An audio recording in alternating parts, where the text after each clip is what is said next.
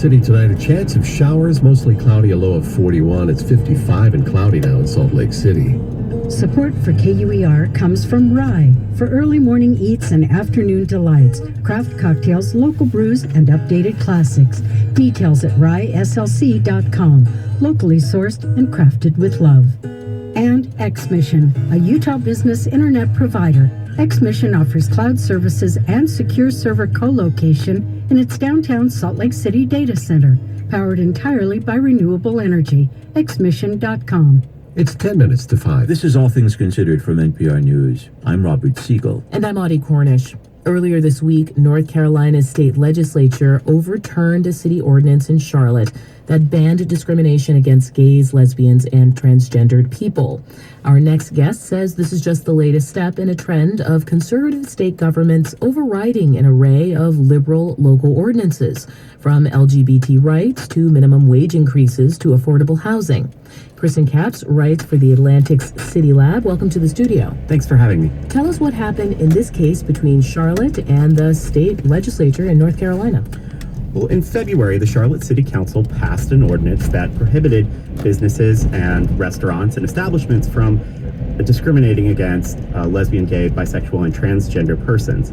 Yesterday, the state legislature held an emergency session that essentially overturned this rule in Charlotte, but further prohibited all cities from passing any such non-discrimination bans in the future. How unusual is this? It's becoming more and more usual all the time.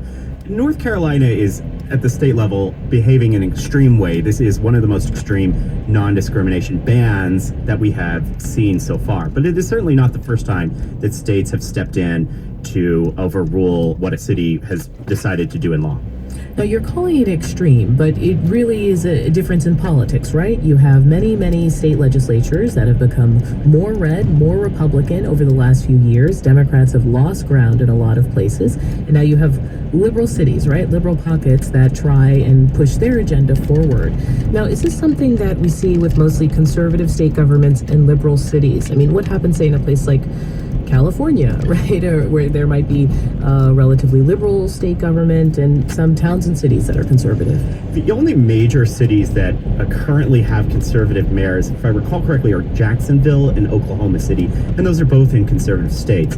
This really is a fairly sharp partisan divide where liberal cities are operating in states with very Republican legislatures and Republican governors. So you have this divide between state governments where Republicans have gained a lot of ground and cities which many are traditionally liberal. What are the things these cities are trying to push? What are aspects of kind of the left agenda that have gained ground on the city level? There's a few main categories that represent new best practice ideas that you've seen a lot of cities adopt.